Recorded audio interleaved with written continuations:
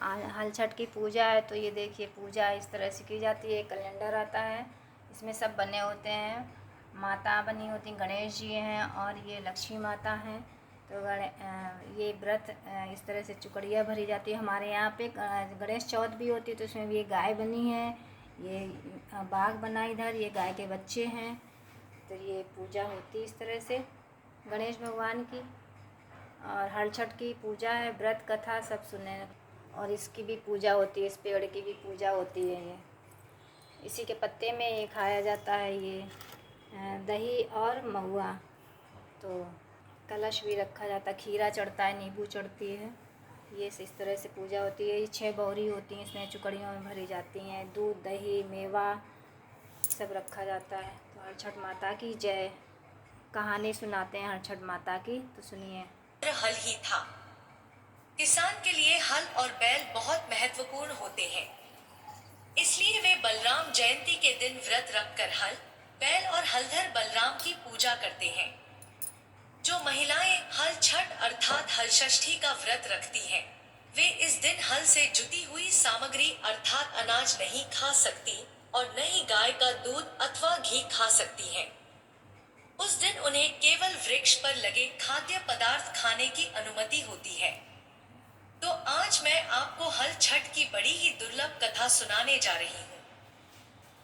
इन कथाओं को बड़ी ही श्रद्धा और प्रसन्नचित्त मन से अवश्य सुनिएगा। आज की इस वीडियो में पूरी 6 कथाएं हैं, क्योंकि हल षष्ठी के दिन 6 कथा कहा जाता है कि अगर हल षष्ठी के दिन 6 कथा न सुनी जाए तो व्रत अधूरा माना जाता है। आइए बिना देरी किए हल षष्ठी की पहली कथा का रसपान करते हैं। कथा को सुनने से पहले कमेंट बॉक्स में हल छठ माता प्रसवकाल अत्यंत निकट था। एक और वह प्रसव से व्याकुल थी तो दूसरी ओर उसका मन गौरस अर्थात दूध दही बेचने में लगा हुआ था। उसने सोचा कि यदि प्रसव हो गया तो दूध और दही यूं ही पड़ा रह जाएगा। यह सोचकर उसने दूध दही के घड़े सिर पर रखे और बेचने के लिए चल दी। किंतु कुछ दूर पहुंचने पर उसे असहनीय प्रसव पीड़ा हुई। वह एक झरबेरी की ओट में चली गई और वहां एक बच्चे को जन्म दिया। वह बच्चे को वहीं छोड़कर पास के गांवों में दूध दही बेचने चली गई। संयोग से उस दिन हल षष्ठी थी। गाय भैंस के मिश्रित दूध को केवल भैंस का दूध बताकर उसने सीधे साधे गांव वालों में बेच दिया। उधर जिस झरबेरी के नीचे उसने बच्चे को छोड़ा था, उसके समीप ही खेत में एक किसान हल जोत रहा था। अचानक उसके बैल भड़क उठे और हल का फल शरीर में घुसने से वह बालक मर गया। इस घटना से किसान बहुत दुखी हुआ, फिर भी उसने हिम्मत और धैर्य से काम लिया। उसने झरबेरी के कांटों से ही बच्चे के चिरे हुए पेट में टांके लगाए और उसे वहीं छोड़कर चला गया। कुछ देर बाद ग्वालिन दूध बेचकर वहां आ पहुंची। बच्चे की ऐसी दशा देखकर उसे समझते देर नहीं लगी कि यह सब उसके पाप की सजा है। वह सोचने लगी कि यदि मैंने झूठ बोलकर गाय का दूध न बेचा होता और गांव की स्त्रियों का धर्म भ्रष्ट न किया होता तो मेरे बच्चे की यह दशा न होती। अतः मुझे लौटकर सब बातें गांव वालों को बताकर प्रायश्चित करना चाहिए। ऐसा निश्चय कर वह उस गांव में पहुंची, जहां उसने दूध दही बेचा था। वह गली गली घूमकर अपनी करतूत और उसके फलस्वरूप मिले दंड का बखान करने लगी। तब स्त्रियों ने स्वधर्म रक्षार्थ और उस पर रहम खाकर उसे क्षमा कर दिया और आशीर्वाद दिया। बहुत सी स्त्रियों द्वारा आशीर्वाद लेकर जब वह पुनः झरबेरी के नीचे पहुंची तो यह देखकर आश्चर्यचकित रह गई कि वहां उसका पुत्र जीवित अवस्था में पड़ा है। तभी उसने स्वार्थ के लिए झूठ बोलने को ब्रह्मा हत्या के समान समझा और कभी झूठ न बोलने का प्रण कर लिया। प्रेम से बोलिए षष्ठी माता की जय। अब आइए हल षष्ठी की दूसरी कथा को सुनते हैं। मथुरा के राजा कंस अपनी बहन देवकी को विवाह उपरांत विदा करने जा रहे थे। तभी आकाशवाणी हुई कि देवकी का 8वां गर्भ तेरी मृत्यु का कारण बनेगा। यह जानकर कंस ने अपनी बहन और बहनोई को कारागार में डाल दिया और वासुदेव देवकी जी के 6 पुत्रों को एक एक कर कंस ने मार डाला। जब सातवें बच्चे के जन्म का समय नजदीक आया तो देवर्षि नारद जी वासुदेव देवकी जी से मिलने कारागार में पहुंचे और उनके दुख का कारण जानकर देवकी को हलषष्ठी देवी का व्रत रखने की सलाह दी। देवकी ने नारद जी से हलषष्ठी व्रत की महिमा और कथा पूछी। नारद जी ने पुरातन कथा कहना प्रारंभ किया। नारद जी कहते हैं, उज्जैन नगरी में 2 सौतन रहती थी। एक का नाम रेवती और दूसरी का नाम मानवती था। रेवती को कोई संतान नहीं थी जबकि मानवती के 2 पुत्र थे। रेवती अपने सौत के बच्चों को देखकर हमेशा जलती रहती थी और उनके पुत्रों को मारने का जतन ढूंढती रहती थी। एक दिन उन्होंने मानवती को बुलाकर कहा, बहन, आज तुम्हारे मायके से कुछ राहगीर मुझे मिले थे। उन्होंने बताया कि तुम्हारे पिताजी बहुत बीमार हैं और वह तुम्हें देखना चाहते हैं। पिता की बीमारी की बात को सुनकर मानवती बहुत दुखी हुई। रेवती कहने लगी, बहन, तुम शीघ्र अपने पिता से मिलने चली जाओ। जब तक तुम वापस नहीं आओगी तब तक मैं तुम्हारे बच्चों का ध्यान रखूंगी। रेवती की बात को सच मानकर अपने पुत्रों को रेवती के हाथों सुरक्षित देकर मानवती अपने पिता से मिलने मायके चली गई। अब रेवती बच्चों को मारने का अच्छा मौका जानकर उन दोनों बच्चों को मारकर जंगल में फेंक आई। इधर जब मानवती मायके पहुंची तो पिता को स्वस्थ देखकर पिता से अपनी सौत की कही बातों को कह कुशल क्षेम पूछती है। अब मानवती के माता पिता को कोई अनहोनी का संदेह होने लगता है और पुत्री से वापस ससुराल जाने के लिए कहते हैं, किंतु मानवती की माता कहती है कि पुत्री, आज हलषष्ठी माता के व्रत का दिन है, अतः तुम भी पुत्रों की दीर्घायु की कामना से ये व्रत करके आज की जगह कल चली जाना। माता की सलाह मानकर मानवती पुत्रों की स्वास्थ्य कामना से हलषष्ठी माता का व्रत धारण कर दूसरे दिन अपने घर जाने को निकल पड़ती है। रास्ते में वही जंगल पड़ा जहां रेवती ने मानवती के दोनों बच्चों को मारकर फेंक दिया था। वहां अपने बच्चों को खेलते देख मानवती उनसे पूछती है कि तुम लोग यहाँ कैसे पहुँचे। तब पुत्रों ने बताया कि आपके चले जाने पर हमारी दूसरी माता रेवती ने हमें मारकर यहाँ फेंक दिया था। तभी एक दूसरी स्त्री ने हमें फिर से जिंदा कर दिया। अब मानवती को समझते देर न लगी कि यह सब माता हलषष्ठी की कृपा से संभव हुआ है और माता की जयकार करती हुई घर को गई। नगर में मानवती के पुत्रों को पुनः जीवित देख और माता हलषष्ठी की महिमा जानकर सभी स्त्रियां हलषष्ठी का व्रत करने लगी। इसके बाद नारद जी देवकी जी से कहते हैं, अब हलषष्ठी माता की तीसरी कथा सुनिए। चंद्रव्रत नाम का एक राजा था जिनका एक ही पुत्र था। राजा ने राहगीरों के लिए एक तालाब खुदवाया, किंतु उसमें जल नहीं रहा, अर्थात तालाब का सारा जल सूख गया। राहगीर जब रास्ते से गुजरते तो सूखे तालाब को देखकर राजा को गालियां देते थे। इस खबर को सुनकर राजा बहुत दुखी हुआ कि मैंने तालाब खुदवाया परंतु मेरा धन और धर्म दोनों ही व्यर्थ हो गए। उसी रोज रात में राजा को स्वप्न में सा व्रत कर रही हैं और क्यों कर रही हैं। राजा के पूछने पर स्त्रियों ने हलषष्ठी व्रत की संपूर्ण विधि राजा को बताई। उसे सुनकर राजा वापस नगर को गया और अपनी रानी के साथ उस व्रत को किया। व्रत के प्रभाव से राजकुमार तालाब से जीवित बाहर निकाल आया। राजा परिवार सहित हलषष्ठी माता की जय जयकार करते हुए सुखपूर्वक निवास करने लगा। आइए अब मनोकामनाओं को पूरी करने वाली हलषष्ठी की चौथी कथा को सुनते हैं। एक बार राजा युधिष्ठिर ने भगवान श्री कृष्ण जी से बहुत ही दुखी भाव से कहा है, देवकी नंदन, सुभद्रा अपने पुत्र अभिमन्यु की मृत्यु से बहुत दुखी है और अभिमन्यु की पत्नी उत्तरा के गर्भ की संतान भी ब्रह्मास्त्र के तेज से धीरे धीरे दग्ध हो रही है, क्योंकि दुष्ट अश्वत्थामा ने गर्भ को निस्तेज कर दिया है। द्रौपदी भी अपने 5 पुत्रों के मारे जाने से अत्यंत दुखी है। अतः आप इस महादुख से बाहर निकलने का कोई उपाय बताइए। तब भगवान श्री कृष्ण ने कहा है, युधिष्ठिर, मैं तुम्हें हलषष्ठी व्रत की महिमा बताता हूँ, इसे ध्यान लगाकर सुनिएगा।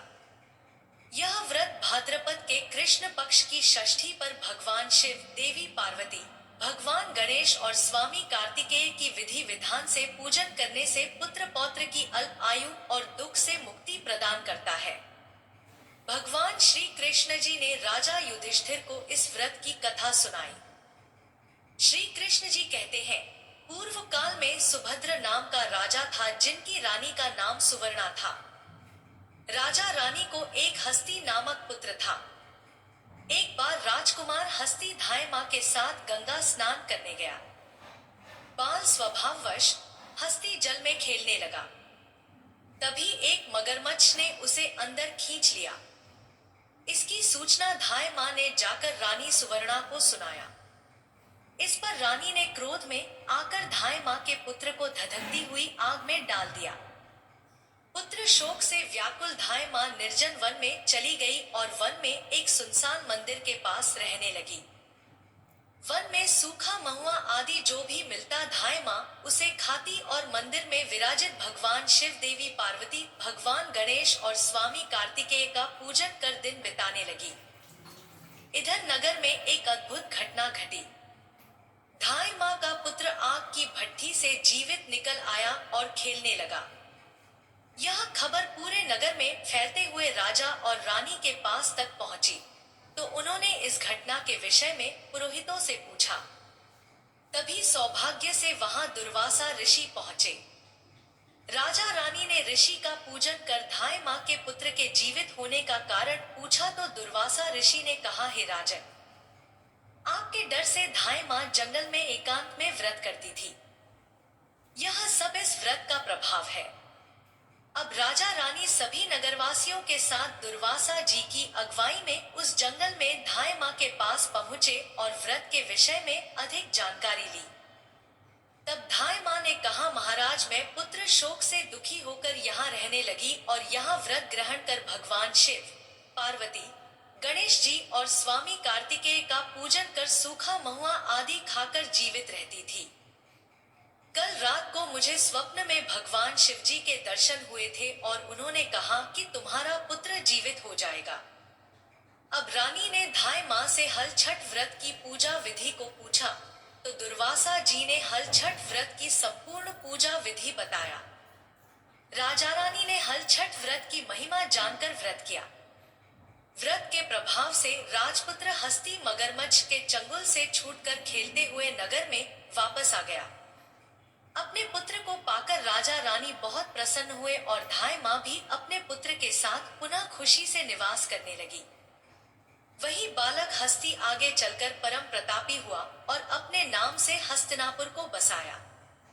इस प्रकार भगवान श्री कृष्ण जी ने युधिष्ठिर से हल छठ व्रत की महिमा का ज्ञान देते हुए कहा कि हल छठ व्रत कथा को नारद जी से सुनकर मेरी माता देवकी ने इस व्रत को सबसे पहले किया था, जिसके प्रभाव से उनकी आने वाली संतान की रक्षा हुई।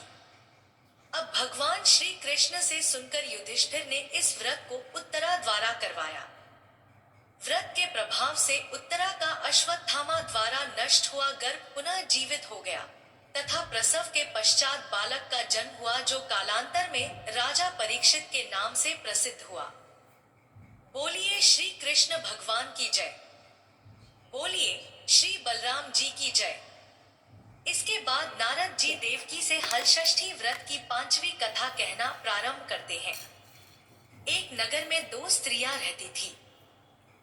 दोनों एक ही परिवार की थी और रिश्ते में देवरानी जेठानी लगती थी। देवरानी का नाम सलोनी था, जो बड़ी ही नेक, सदाचारिणी तथा दयालु थी। जेठानी का नाम तारा था, वह स्वभाव से बड़ी ही दुष्ट थी। एक बार दोनों ने हल छठ का व्रत किया। विधिवत पूजन इत्यादि के बाद शाम को दोनों भोजन के लिए थालियां परोसकर ठंडी होने के लिए रखकर बाहर जाकर बैठ गई। उस दिन सलोनी ने खीर तथा तारा ने महेरी बनाई थी। अचानक 2 कुत्ते उनके घर में घुसे और भोजन खाने लगे। अंदर से चप चप की आवाज आई तो दोनों अपने अपने कक्ष के भीतर जाकर देखने लगी। सलोनी ने कुत्ते को खीर खाते देखा तो कुछ नहीं बोली तथा बर्तन में बची हुई बाकी खीर भी उसके आगे डाल दी। लेकिन तारा थाली में मुंह मारते कुत्ते को देखते ही आग बबूला हो गई। उसने कमरे का द्वार बंद किया और फिर डंडा लेकर कुत्ते को इतना मारा कि उसकी कमर ही तोड़ डाली। कुत्ता अधमरा होकर जैसे तैसे जान बचाकर वहां से भागा। दोनों कुत्ते जब बाहर मिले तो एक दूसरे का हालचाल पूछने लगे।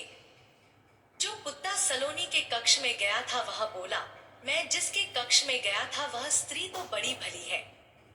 मुझे खीर खाते देखकर भी उसने कुछ नहीं कहा, बल्कि बर्तन में खीर समाप्त हो जाने के बाद उसने उसमें और खीर डाल दी ताकि मैं भरपेट खा सकूं। उसने तो मेरी आत्मा ऐसी तृप्त की कि मैं उसे बार बार आशीर्वाद दे रहा हूं।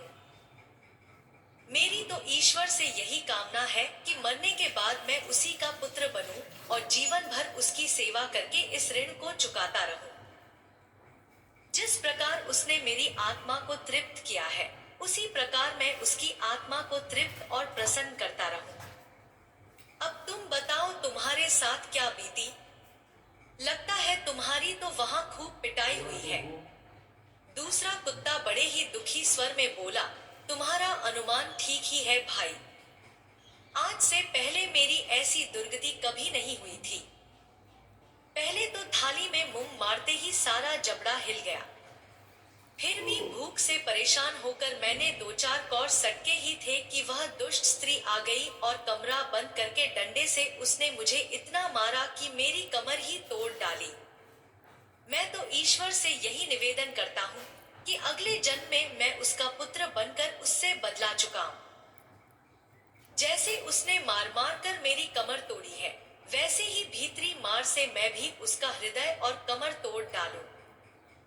कहते हैं कि बेजुबान की बद्दुआ बहुत बुरी होती है। इसे दैवयोग ही कहा जाएगा कि दूसरा कुत्ता शीघ्र ही मर गया और मरकर उसने तारा के घर में ही पुत्र रूप में जन्म लिया। पुत्र रत्न पाकर तारा बहुत खुश हुई। पुत्र को लेकर उसने अपने मन में बड़े बड़े मंसूबे बांध लिए। परंतु दूसरे दिन ही जब घर घर में हल षष्ठी का पूजन हो रहा था तब वह लड़का मर गया। तारा की तो जैसे दुनिया ही उजड़ गई। वह दहाड़े मार मार कर रोने लगी। लेकिन किया भी क्या जा सकता था। जैसे तैसे उसने अपने सीने पर सब्र का पत्थर रख लिया। फिर तो हर वर्ष उसके लड़का होता और हल षष्ठी के दिन मर जाता। जब 3-4 बार ऐसा हुआ तो तारा को इस पर कुछ संदेह हुआ कि आखिर मेरा लड़का हल षष्ठी के दिन ही क्यों मरता है। फिर एक रात सपने में उसे वही कुत्ता दिखाई दिया। उसने कहा, मैं ही बार बार तेरा पुत्र होकर मृत्यु को प्राप्त हो रहा हूँ। तूने मेरे साथ जो व्यवहार किया था मैं उसी का बदला चुका रहा हूँ। तारा बहुत दुखी हुई और उसने अपने किए का प्रायश्चित करने का उपाय पूछा। तब उस कुत्ते ने बताया, अब से हल छठ के व्रत में हल से जुता हुआ अन्न तथा गाय का दूध दही न खाना। होली की भुनी हुई बाल तथा होली की धूल आदि हल छठ पूजा में चढ़ाना। तब कहीं मैं तेरे घर में आकर जीवित रहूंगा। पूजा के समय यदि तारक गण छिटके तो तू समझना कि अब मैं यहाँ जीवित रहूंगा। तारा ने वैसा ही किया और इस हल षष्ठी के व्रत के प्रभाव से उसकी संतान जीने लगी। तभी से संतान कामना और सुख सौभाग्य के लिए यह व्रत किया जाता है। प्रेम से बोलिए हल छठ मैया की जय। अब आइए हल षष्ठी की छठवीं और अंतिम कथा का रसपान करते हैं। दक्षिण में एक सुंदर नगर था। वहां एक बनिया अपनी पत्नी के साथ रहता था। दोनों पति पत्नी स्वभाव से बहुत अच्छे और संस्कारी थे। बनिया की पत्नी गर्भवती होकर संतान को जन्म देती थी, किंतु दुर्भाग्यवश उनकी संतान कुछ समय बाद ही मर जाती है। इस प्रकार एक एक करके बनिया की पत्नी की 6 संतानें मृत्यु को प्राप्त हुई। इस कारण दोनों पति पत्नी बहुत दुखी होकर संतान की कामना लेकर घर से वन चले गए। वहां जंगल में एक साधु से उनकी भेंट हुई तो उन्होंने साधु से अपनी व्यथा सुनाई। साधु ने ध्यान लगाकर देखा कि बनिया की संतान कहाँ है। साधु ध्यान में यम, कुबेर, वरुण, इंद्र आदि लोगों में ढूंढा, किंतु जब बनिया के बच्चे नहीं मिले तो साधु ब्रह्मलोक गए। वहां साधु ने बनिया के सारे संतानों को देखकर उन्हें अपने माता पिता के पास लौटने का आग्रह किया। बच्चों ने वापस लौटने से मना करते हुए कहा कि मुनिवर, इससे पूर्व हम कई बार जन्म ले चुके हैं। हम किस किस माता पिता को याद रखकर उनके पास जाएं? हम जन्म, मृत्यु और गर्भ के चक्कर से अब मुक्त हो गए हैं, अतः अब हम नहीं जाना चाहते। तब साधु ने उन्हीं बच्चों से बनिया को दीर्घजीवी संतान के प्रताप का उपाय पूछा। उन आत्माओं ने कहा कि यदि बनिया और उनकी पत्नी माता हलषष्ठी का व्रत रखकर पूजन और कथा श्रवण करें और अपने पुत्र को व्रत के उपरांत जल से भीगे कपड़े से लपेटे, तो उनका वह बालक दीर्घजीवी होगा। उन आत्माओं से इस प्रकार सुनकर साधु ध्यान से वापस आकर बनिया से हलषष्ठी व्रत कथा नियम आदि को बताए। साधु से यह विधि विधान सुनकर दोनों पति पत्नी घर वापस गए। समय उपरांत जब हलषष्ठी व्रत का दिन आया तो उन्होंने व्रत रखा और संतान प्राप्ति का वरदान मांगा। माता हलषष्ठी की कृपा से अब बनिया की पत्नी गर्भवती हुई और एक सुंदर संतान को जन्म दिया। अगले व्रत पर उन्होंने साधु के बताए अनुसार अपने पुत्र को जल से भीगे कपड़े से लपेटा और माता हलषष्ठी की कृपा से अब उनकी संतान दीर्घायु को प्राप्त हुई। बनिया का परिवार प्रसन्नता पूर्वक जीवन यापन करने लगा। बोलिए माता हलषष्ठी की जय। अगर वीडियो पसंद आई तो हमारे चैनल को सब्सक्राइब को एक हस्ती नामा और होकर वन को चला गया।